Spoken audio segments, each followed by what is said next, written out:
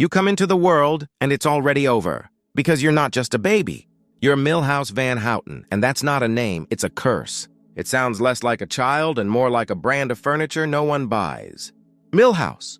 Just saying it feels like your parents gave up before you were even born. Look at yourself.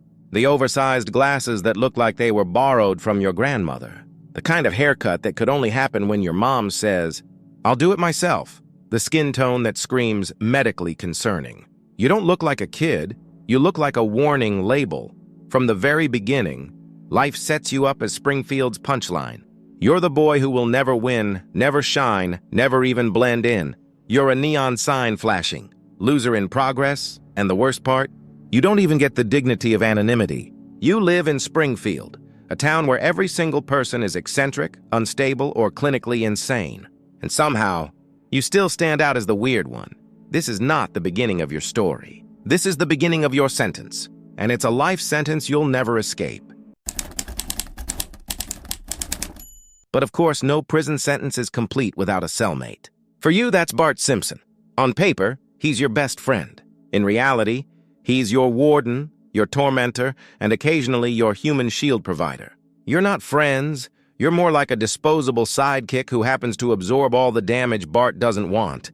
Every prank he plans, you're the test subject. Every scheme he runs, you're the collateral damage. Every detention slip, every angry mob, every baseball bat to the face, it all seems to land on you while Bart walks away smirking. And yet, you cling to him. Because what's the alternative? Loneliness? Social exile? Please, you're Milhouse! You're already exiled. Bart is the closest thing you have to relevance, and even that comes at the price of your dignity. Here's the tragic comedy. You actually believe Bart cares.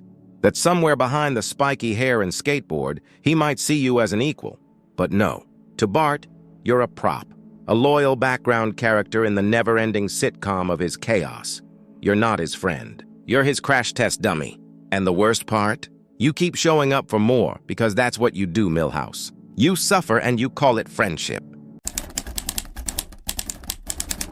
But pain isn't limited to friendship. Because you, Milhouse, have the audacity to feel love, and of course you choose Lisa Simpson, the girl who is smarter, kinder, and infinitely more out of your league than you'll ever admit. She's a beacon of brilliance, and you're Milhouse. It's like a moth falling in love with the sun. Spoiler, you burn every single time. Every school play, every hallway crush, every desperate attempt to impress her ends in humiliation. You buy her Valentine's cards, she gives them back. You confess your feelings, she politely declines. You sing her songs, she asks you to stop. Your greatest romantic achievement? Being told you're nice. That's it. That's the trophy. Lisa doesn't hate you. That would almost be better. No, she pities you. And pity is the cruelest love of all. It keeps the door cracked open just enough for you to hope, and then slam it in your face. And yet you never stop. Because rejection is your love language. Every no makes you try harder, dig deeper, embarrass yourself louder. It's not love. It's emotional masochism. And for you, Milhouse, heartbreak isn't an event. It's a lifestyle. But if rejection at school wasn't enough, you still have to go home. And home for you is not a refuge. It's a circus. A sad, collapsing circus where every clown is biologically related to you. Your parents, Kirk and Luan, are the very definition of emotional instability.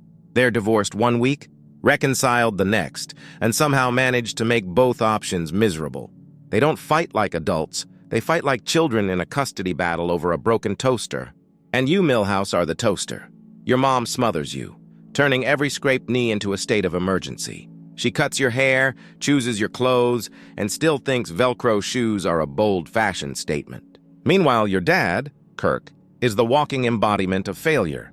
He's the man who lost custody of dignity, the kind of guy who brags about his factory job until the factory closes.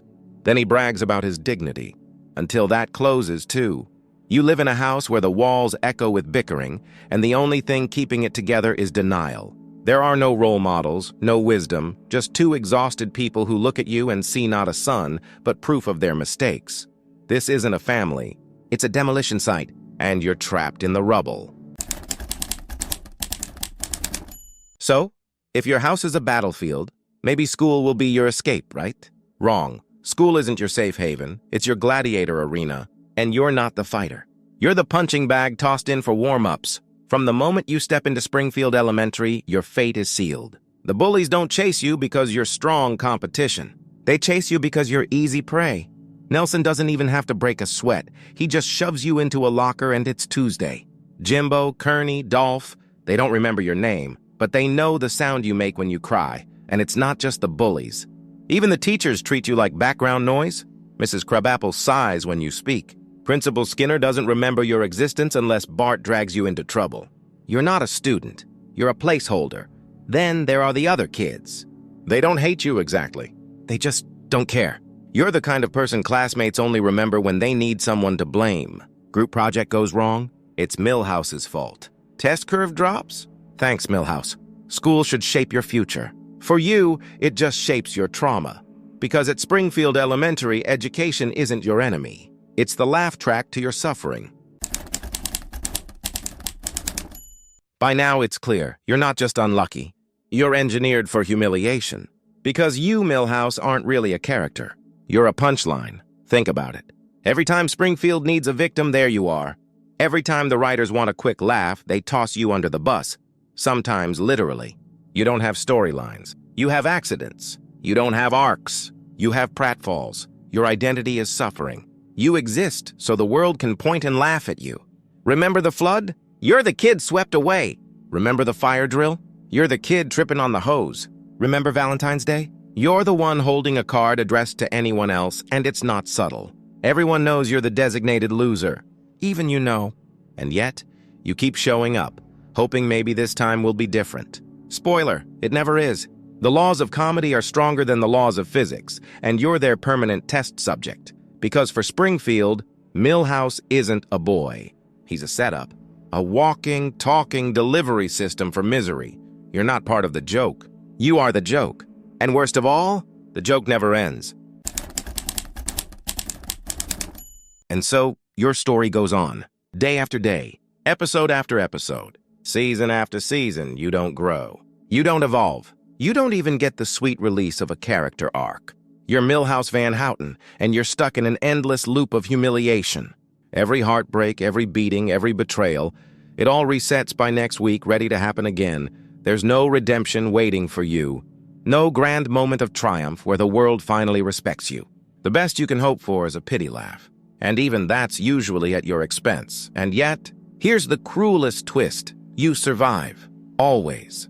No matter how many times you're rejected, bullied, abandoned, or crushed under Springfield's collective disdain, you're still there in the next episode, alive, breathing, ready for more punishment. Because that's the final tragedy of being Milhouse. You don't even get the dignity of quitting. Your suffering is renewable energy. Your pain is Springfield's entertainment. You're not the hero. You're not even the sidekick. You're the cautionary tale no one takes seriously. And so, the cycle continues. Because being Milhouse isn't a phase, it's forever.